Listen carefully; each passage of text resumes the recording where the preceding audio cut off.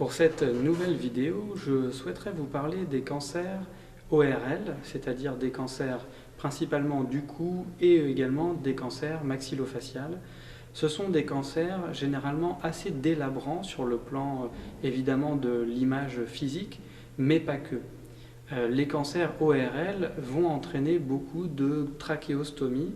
Ce sont des dispositifs faits pour pouvoir respirer alors que la gorge ou la bouche ne permettent plus cette fonction.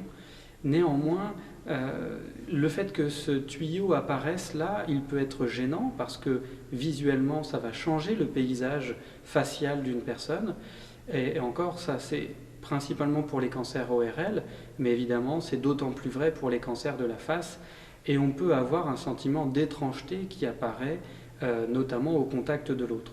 Une étrangeté parce qu'il peut ne plus y avoir la voix, ou alors une voix œsophagienne, ce qui va modifier aussi le script sexuel dans la façon dont on se parle et dont on parle de l'amour. Et puis, s'il y a un changement majeur au niveau de la face, évidemment cela va être perturbant car le sentiment d'étrangeté va être d'autant plus grand. Ces cancers-là n'entraînent pas de difficultés sexuelles à proprement dit, mais les perturbations liées au visage vont, elles, entraîner une modification au niveau de l'érotisme global du couple, parce que tout simplement, comme je le disais juste avant, cela va changer l'appréciation que l'on a sur l'autre dans le couple.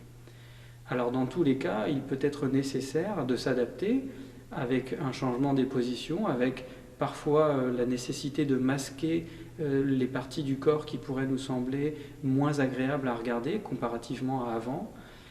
Donc il peut être recommandé d'utiliser par exemple une lumière plus tamisée dans une chambre et d'avoir une relation et des positions sexuelles qui exposent moins le visage du partenaire.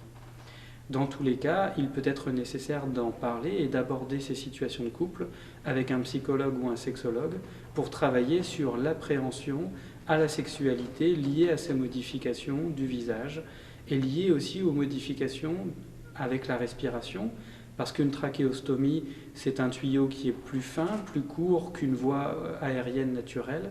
De fait, on va avoir un souffle qui va faire un bruit différent. Et parfois, il n'y a pas que le souffle qui pose problème, parfois ce sont aussi les odeurs liées à la respiration qui peuvent être gênantes, et auquel cas on recommandera d'utiliser des huiles essentielles et une ambiance olfactive plus agréable pour contrebalancer les effets de la respiration, ou en tout cas les effets des odeurs liées à la respiration. Dans tous les cas, comme je vous le disais juste avant, il peut être nécessaire d'en parler avec un psychologue ou un sexologue pour faire le point par rapport à cette difficulté et aborder plus sereinement en couple la façon dont on va s'adapter